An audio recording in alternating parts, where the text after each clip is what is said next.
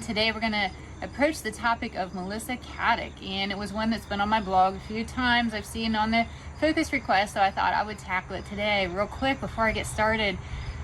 I'm at my place now. I'm out in the yard. I can hear some cars way off in the distance, and you might hear crickets and things like that. You'll have to let me know.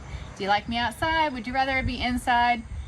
Leave a comment and we'll go from there. So I'm trying to navigate what's going to be the best approach for me in future videos. Okay, so the question that was sent to me: hi Lynn, please can you tell us what really happened to Melissa Caddick, whose booted foot, her foot was found in a boot on a beach. She walked out of the house one morning and disappeared from her family and her empire.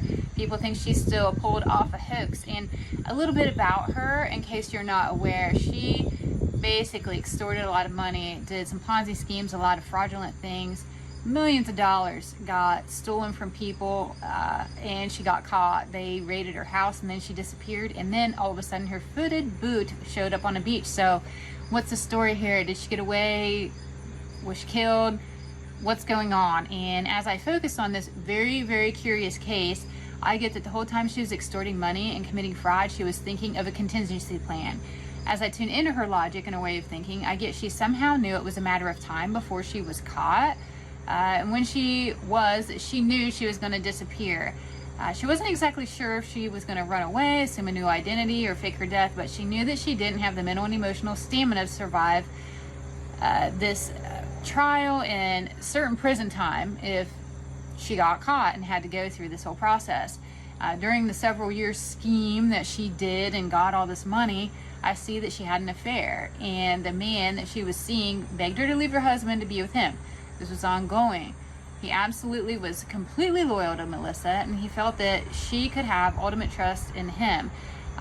She felt that, he felt that. They really did have some kind of a connection in that regard. This man was fully aware of what she was doing and said that he would help her escape.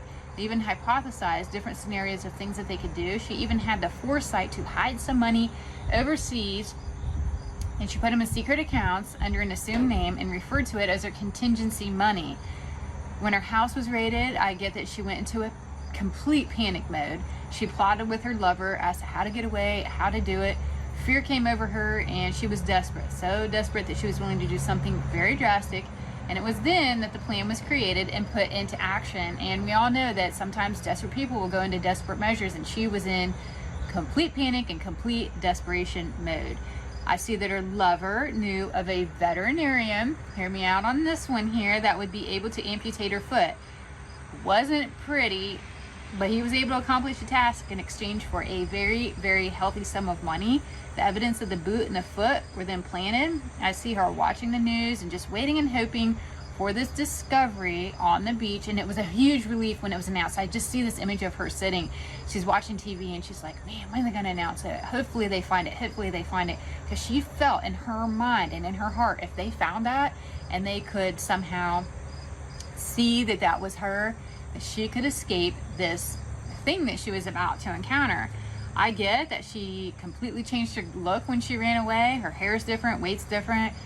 She is walking with a cane though. She was able to get a prosthetic, but still has a noticeable limp. Her lover and her are still together, and they have a secret little rendezvous meeting once in a while. In her free time, this was cool, she looks to be writing a memoir. I either get that later in life or even one day in this life, or maybe even when she passes away, it's going to be released at some point.